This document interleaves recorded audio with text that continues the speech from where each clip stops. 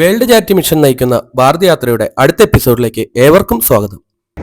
ധനുഷ്കോടിയുടെ മുൻ എപ്പിസോഡുകൾ കണ്ട പ്രേക്ഷകരുടെ ആവശ്യപ്രകാരം 1964 ദുരിതത്തിൽ നാമാവിശേഷമായ ദേവാലയത്തെപ്പറ്റിയും റെയിൽവേ സ്റ്റേഷനെപ്പറ്റിയും അല്പം വിശദമായി പറയാമെന്ന് കരുതുന്നു. ഇത് സെന്റ് ആന്റണീസ് ദേവാലയം, നാട്ടുകാരുടെ പ്രിയപ്പെട്ട അന്തോണീസ് പുണ്യാളന്റെ കോവിൽ.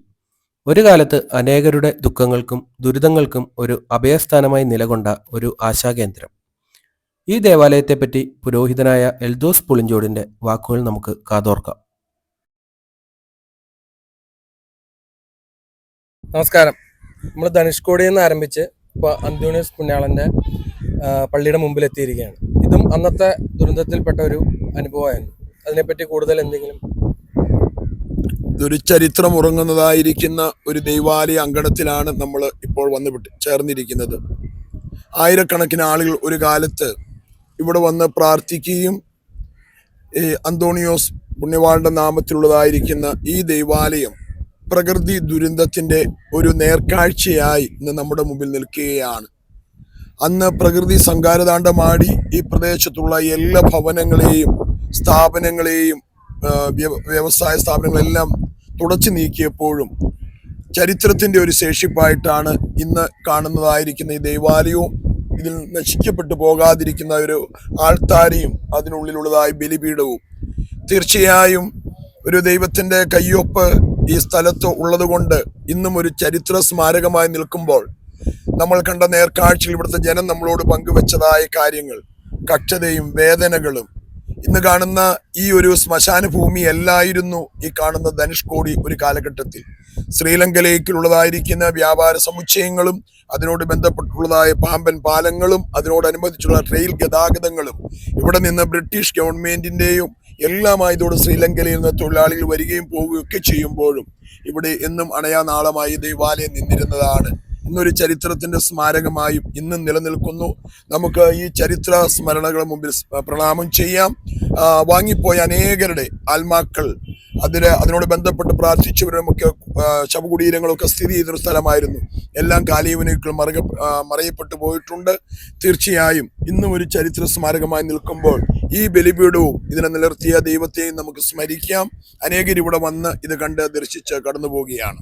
ഇതിന്റെ കൂടുതൽ കാഴ്ചകളും കൂടെ നമുക്ക് കണ്ടിട്ട് വരാം. തീർച്ചയായും. തുർക്കി മിശ്രിതമില്ലേ, അത് ശർക്കര, അതും പിന്നെ അദ്ദേഹം ആ കടക്കാരൻ പറഞ്ഞതുപോലെ പവിഴം, അത് എത്രത്തോളം യാഥാർത്ഥ്യമാണെന്ന് അറിയില്ല. എന്നാലും ഇവിടെ നാട്ടുകാരുടെ വിശ്വാസം അതാണ്. കടലിൽ നിന്ന് എടുത്ത പവിഴത്തിന്റെ പുറ്റുകളുണ്ട് കേട്ടോ. അദ്ദേഹം പറഞ്ഞത് വളരെ ക്ലിയർ ആണ്. പവിഴ പുറ്റുകളുണ്ട്. ദേവാലയത്തിന്റെ ആൾത്താറയുടെ മുമ്പിലാണ്. ഇങ്ങോട്ട് പ്രവേശനം നിഷേധിച്ചിട്ടുണ്ട്, തുടരുതെന്ന് പറഞ്ഞിട്ടാണ് നമ്മൾ കയറി വന്നത്. അപ്പോൾ നമുക്ക് ഏതായാലും ക്യാമറ ഇവിടെ ഷൂട്ട് ചെയ്യാം. ഇത് ആ പ്രളയത്തിലും നശിച്ചു പോകാതെ നിലനിൽക്കുന്ന ഒരു ആൾത്താരയാണ് ദേവാലയത്തിന്റെ, അന്തോണീസ് പുണ്യാളന്റെ. അപ്പൊ ആ ദേവാലയത്തില് ഇത് തുർക്കി മിശ്രിതം കൂട്ടി നിർമ്മിച്ചതാണ്, പവിഴ പുറ്റുകളാൽ നിർമ്മിച്ചതാണ്. ഇത് പുറ്റുകളുടെ ബാക്കിയെല്ലാം നമുക്ക് ഇവിടെ കാണാം.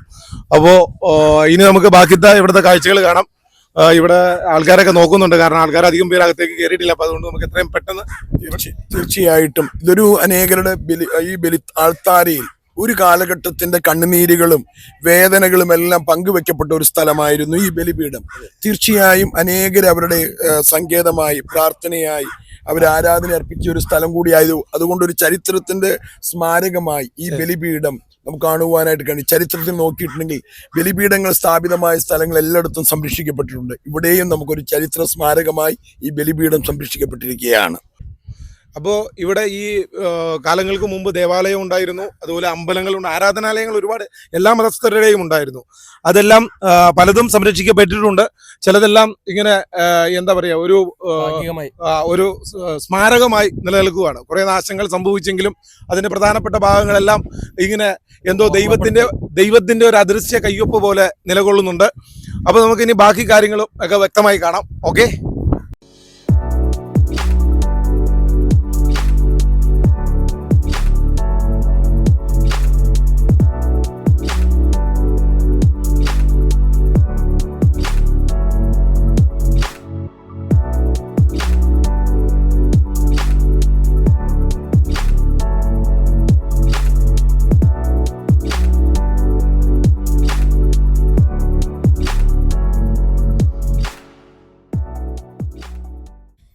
അതായത് 2 ആരാധനാലയങ്ങളുടെ അവശിഷ്ടങ്ങളാണ് നമ്മൾ ഈ ഫോട്ടോയിൽ കാണുന്നത്. ഇതിന്റെ യഥാർത്ഥ നേർക്കാഴ്ച നമ്മൾ കണ്ടു. ഇത് ഓൾഡ് ചർച്ചിന്റെ, അത് രാമർ ടെമ്പിളിന്റെ. പിന്നെ ഫ്ലോട്ടിംഗ് സ്റ്റോൺ, അതായത് വെള്ളത്തിലിട്ടാൽ പൊങ്ങിക്കിടക്കും, അത് ആലത്താൽ നിർമ്മിതമായതാണെന്നൊക്കെ ഒഫീഷ്യൽ അല്ലാത്ത അറിവുകളാണ്. അതിന് എത്രത്തോളം സത്യമുണ്ടെന്ന് അറിയില്ല. പിന്നെ പഴയ ഹൗസുകളുടെ അവശിഷ്ടങ്ങളാണ്. നമ്മൾ അപ്രവശം കണ്ടു. ഇനി ഇപ്രവശത്തെ കാര്യങ്ങളൊന്ന് പറയൂ. നമ്മൾ ആദ്യം സംശയം ഉന്നയിച്ചതുപോലെ അവിടെ ഒരു കോളേജോ സ്കൂളോ ആണെന്ന് പറഞ്ഞില്ലേ, അത് മെഡിക്കൽ കോളേജ് തന്നെ. ഒരു മെഡിക്കൽ കോളേജ് ഉണ്ടായിരുന്ന സ്ഥലമാണത്. അതുപോലെ രാമന്റെ temple, old church, old post office, അതുപോലെ ഓട്ടോമാറ്റിക് വാട്ടർ എന്നാണ് ഇതിനകത്ത് എഴുതി വെച്ചിരിക്കുന്നത്. അതായത് കടലിന്റെ തീരത്ത് കുഴിക്കുമ്പോൾ ഉപ്പുരസമില്ലാത്ത വെള്ളം. പിന്നെ ഫ്ലോട്ടിംഗ് സ്റ്റോൺ, വെള്ളത്തിൽ പൊങ്ങിക്കിടക്കുന്ന കല്ല്. പിന്നെ ഹൗസ് ആൻഡ് ടെമ്പിൾസ്, വേറെ ടെമ്പിളുകളും ഉണ്ടായിരുന്നു ഇവിടെ എന്നുള്ളതിന്റെ തെളിവാണ്. ഇനി റെയിൽവേ സ്റ്റേഷനിലേക്ക് നമ്മുടെ യാത്ര. Okay.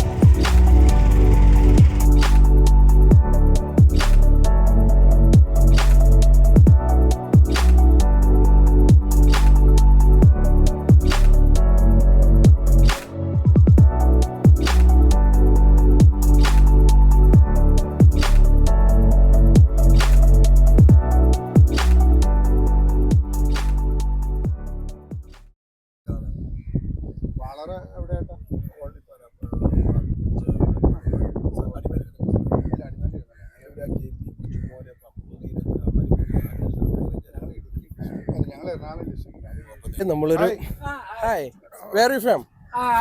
I come from Japan. Japan. Yes. Japan. How many days here? 10 days. 10 days. In India. Yeah. ജപ്പാൻകാരനായ ഒരു സഞ്ചാരിയെ ഞങ്ങൾ പരിചയപ്പെട്ടു. ഇദ്ദേഹം 5ാമത്തെ തവണയാണ് ഇന്ത്യ സന്ദർശിക്കുന്നത് എന്നും ഇതുവരെ കേരളത്തിൽ വന്നിട്ടില്ല എന്നും ഞങ്ങളോട് പറഞ്ഞു. അടുത്ത വർഷം കേരളത്തിൽ വരാമെന്നും ഞങ്ങളെ വിളിക്കാമെന്നും അദ്ദേഹം ഉറപ്പു നൽകി. അങ്ങോട്ടും ഇങ്ങോട്ടും യാത്രാമംഗളങ്ങൾ നേർന്നുകൊണ്ട് ഞങ്ങൾ പിരിഞ്ഞു. നമസ്കാരം ജിക്കെ. പറയൂ. നമസ്കാരം. കുറേയായി. നമ്മളിപ്പോ എവിടെയാണ് നിൽക്കുന്നതെന്ന് അറിയാവോ? എന്തിലാ നിൽക്കുന്നതെന്ന് അറിയാവോ? ഇത് റെയിൽവേ ട്രാക്കില്. ബാക്കി പറഞ്ഞോളൂ. അതായത് 1964 മുമ്പ് ട്രെയിൻ വന്നു പോയിക്കൊണ്ടിരുന്ന മീറ്റർ ഗേജ് റെയിൽവേ പാളത്തിലാണ് നമ്മൾ നിൽക്കുന്നത്. അങ്ങോട്ട് ട്രെയിൻ ഇവിടെ നിന്ന് ചെന്നൈക്ക്. അതായത് നമുക്ക് കോട്ടയത്ത് നിന്നായാലും ടിക്കറ്റ് എടുത്താൽ ഇവിടെ വരാം. അതായത് കണക്റ്റിംഗ് ട്രെയിനുകളുണ്ട്. ബോട്ട് മെയിൽ എന്ന് പറയുന്നത്. ബോട്ട് മെയിൽ സംവിധാനത്തിലൂടെ വരാം. അപ്പോൾ ഭയങ്കര പ്രതാപിയായി നിന്ന റെയിൽവേ സ്റ്റേഷന്റെ ബാക്കി പത്രങ്ങളൊക്കെയാണ്. അതായത് ഇതിന്റെ ഒരു കല്ലൊക്കെ ആ ഒരു കാലത്ത് എങ്ങനെ അതിന്റെ മോളിൽ കയറ്റി എന്ന് ചിന്തിച്ചാൽ, ഒറ്റ കല്ലാണ് ഒരു പീസ്. ഒരു വലിയ കല്ല്. അന്ന് ആധുനിക സൗകര്യങ്ങളൊന്നുമില്ലാതെ. ഇനി നമ്മൾ ധനുഷ്കോടിയിൽ നിന്ന് ഇവിടെ എത്തിയെങ്കിലും ഇനി വലിയൊരു കഥ വേറെ വീണ്ടും പറയാനുണ്ട്. മൊത്തം ദുരന്ത കഥയാണ് പറയുന്നതെന്ന് തോന്നാം, പക്ഷേ ഇത് ഇവിടുന്ന് പറയാതെ പോകാനും പറ്റില്ല. അപ്പൊ പാമ്പൻ പാലത്തിലേക്ക് നമ്മുടെ യാത്ര പോവുകയാണ്. അതിനു മുമ്പ് രാമേശ്വരം ഒന്ന് കാണണം, രാമേശ്വരം ക്ഷേത്രം ഒന്ന് കാണണം. അത് കഴിഞ്ഞ് പാമ്പൻ പാലവും കണ്ടതിന് ശേഷം നമുക്ക് മുന്നോട്ട് പോകാം.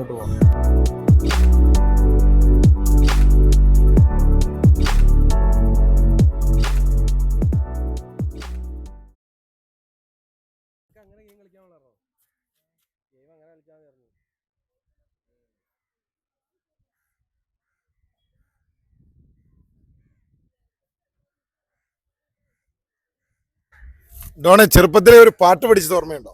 ഏതാണ്? കൂ കൂ കൂ കൂ തീവണ്ടി, കൂകിപ്പായും തീവണ്ടി. വെള്ളം കണ്ട അല്ല, കൽക്കരി തിന്നും തീവണ്ടി. തീവണ്ടി. ആ കൽക്കരി തീവണ്ടി മാത്രം ഓടിയിരുന്ന. ഇന്ന് നമ്മുടെ എല്ലാം ഇലക്ട്രിക് തീവണ്ടികളായ സമയത്ത് കൽക്കരിയിൽ നിന്ന് ഡീസലിലേക്കും, ഡീസലിൽ നിന്ന് ഇലക്ട്രിക്കിലേക്കും പോയി.